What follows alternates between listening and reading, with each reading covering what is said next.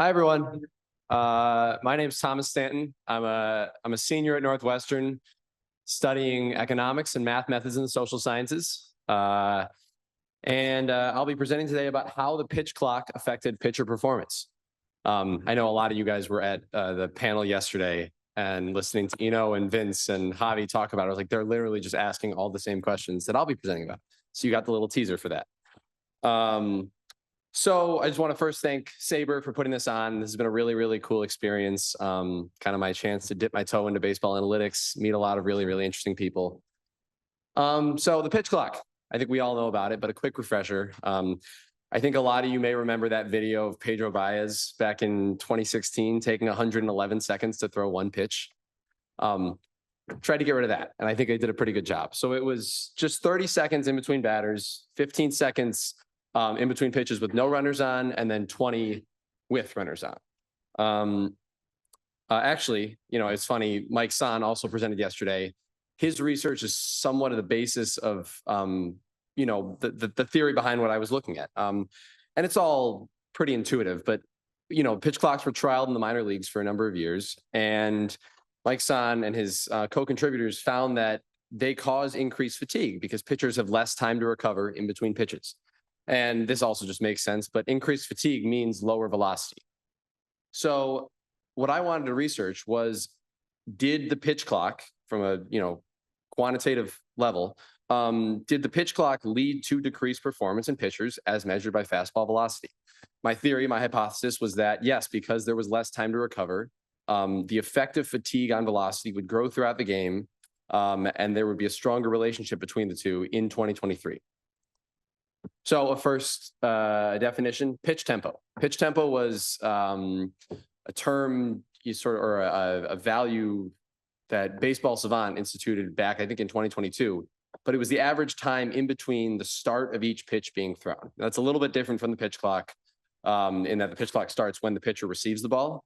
The clock doesn't stop, it just resets at the start of every pitch being thrown.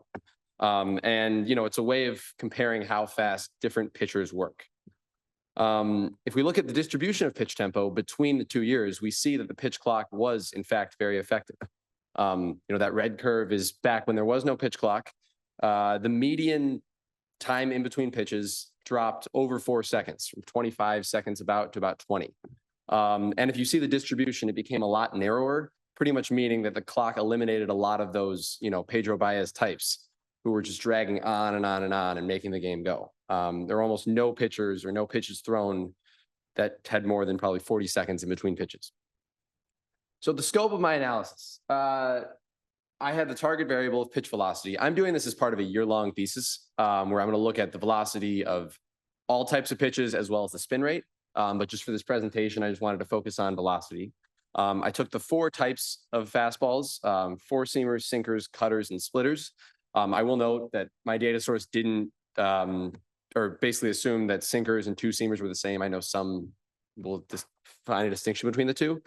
And then to allow for some data quality or data control, I only included pitches thrown by pitchers who had thrown at least 100 of whatever the given pitch type was in both the 2022 and 2023 seasons. Now, I should note that may mean that, there was a pitcher who threw 101 and then got hurt in one season and had 1,000 in another. So it's not perfect. And there may be some who were working as starters in one year and relievers in others. But that's the general assumption I make. There's also this article written by Dan Zimborski in Fangraphs in mid-June of 2023. And he was looking at, had the pitch clock had an initial effect on injury? And that was right after, I think, we had that wave of Tommy John surgeries. He also wanted to look how it affected pitcher performance. And the way he did that was with pace change. Pace change was the difference in pitch tempo between 2022 and 2023. The theory being that the pitchers who had to adjust their tempo the most would likely be the most effective. Someone like a closer, like a Aroldis Chapman, he had to drop his pitch tempo almost 10 seconds between the 2 years, whereas Wade Miley had almost no change. The thought would be that the clock would affect Aroldis Chapman a lot more. So he used pace change as his explanatory variable, and then used the projection misses of steamer and zips on ERA and FIP basically the under and over performance, use that as the outcome variable. And if you look at the chart, not a whole lot of correlation, pretty much just a random scattering of points. Now, there are some issues with this. I think, there's a lot more subjectivity involved in a projection system, whereas something like velocity is entirely what a pitcher can control. A pitcher controls how hard he throws a baseball. So I modified this model first to look at just the difference in average velocity between those two seasons. I wanted to see if those pitchers who had to wait or had less time to recover would find their velocity more effective. And again, I did not find a lot of results. Pretty much some pitchers had to reduce their velocity a bunch and still got faster. Others had virtually no change or had to reduce their tempo a bunch. And some got faster, some got slower. Now there's some limitation to this. Each point is 2 seasons of a player, which is sort of a limited amount of data. The number of qualifying pitchers was in the hundreds. The way that I wanted to adjust for this is instead with fixed effects linear regression. So instead of taking every pitcher as one data point, I take every pitch as one data point. My data set is about 1.3 million observations, which is a lot better. And we know regression is good with dealing with large data sets. So what fixed effects does is it controls for constant unobserved qualities of each pitcher. That basically means that we're comparing each pitch not to every other pitch being thrown, but to all of the other pitches being thrown by that pitcher.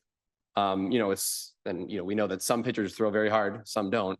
It's the reason we can compare Zach Greinke and Felix Bautista not to each other, but just to the other pitches they've thrown. It also accounts for, so it's basically the deviation from the average velocity and the average pitch tempo and all that stuff instead of just the raw number. So I had 2 models that used fixed effects. The first was about pitch count. I know this was something that the panel talked about yesterday. I wanted to look at how the relationship between pitch count, which I think is a good proxy for fatigue, look at that, how that changed with the pitch clock being introduced. The questions being, did pitchers get tired faster in 2023? So I had three explanatory variables, just a binary for the year, the pitch count, and then an interaction term between the two. The thought being that beta 3 in this model would sort of tell us how the relationship between pitch count and velocity changed between the 2 years.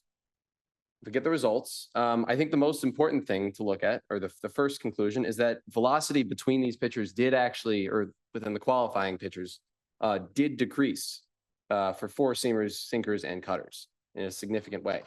The second is that there is a significantly negative relationship between pitch count and velocity.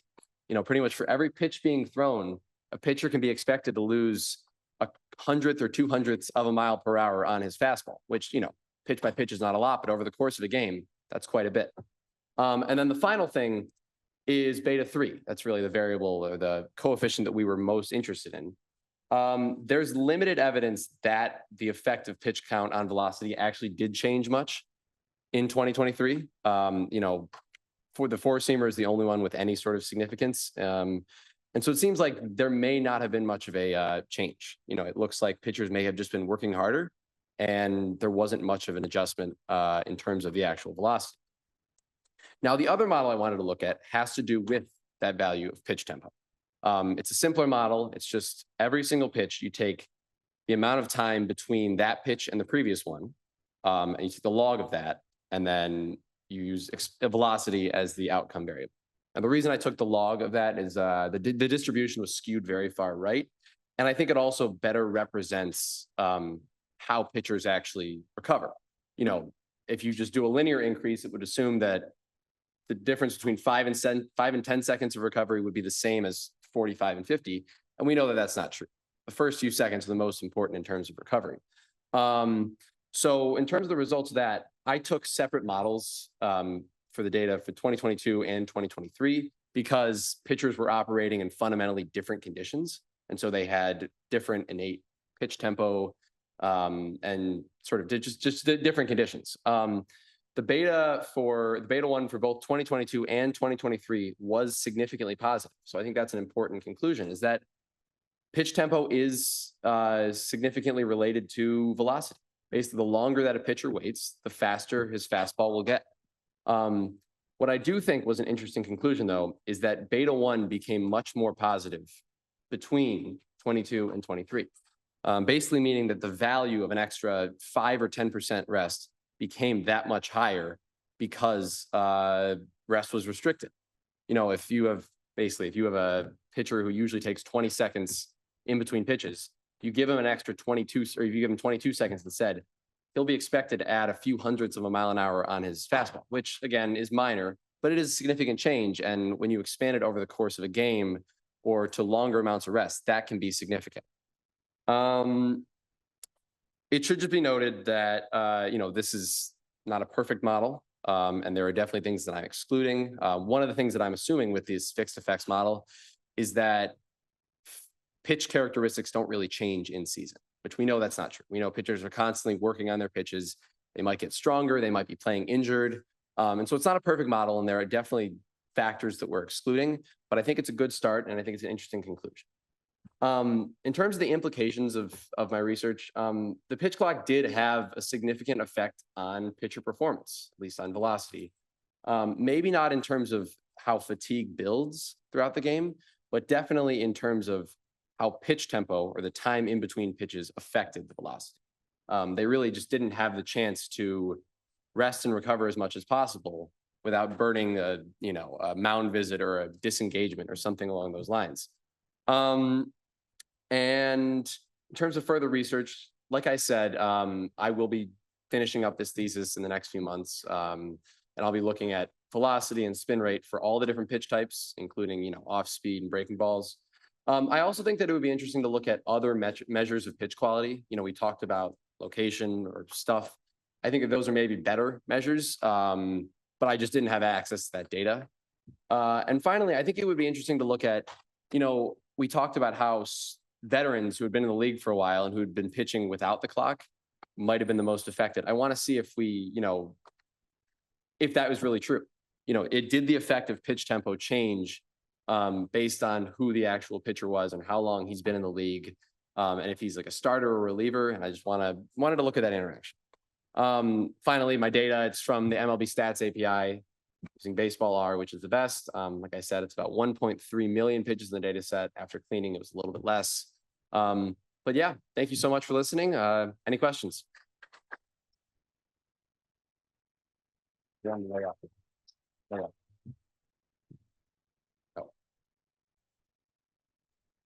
Yeah, real quick. Your analysis would seem to be a good fit with all the biomechanics that's going on. Have you worked with any of them? And if you've thought about it, it would seem that you would be a good fit with analyzing what they are after, what they're doing. Yeah, I don't have a ton of experience in biomechanics, but I agree. We looked at the presentation yesterday. I think it is pretty concurrent with. Find some of the people that were on that panel and whatnot. Right. So yeah.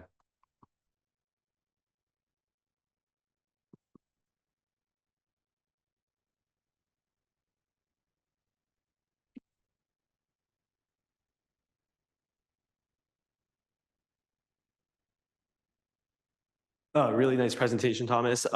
Regarding like confounding variables, did you ever look at maybe if there was like any trends that occurred in like seasons where there was like no change in pitch clock? Like for example, from 2021 to 2022, was there any change in pitch velocity, which could have been like a confounding factor for the 2022 to 2023 change?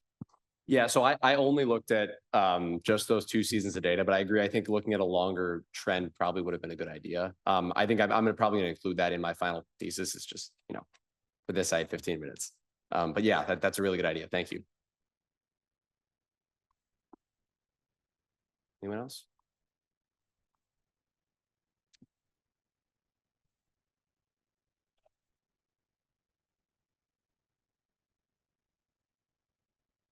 Mm-hmm.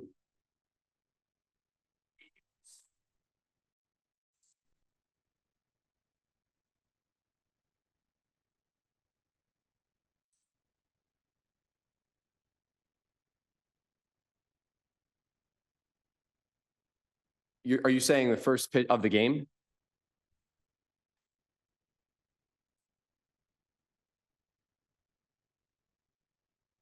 Got it.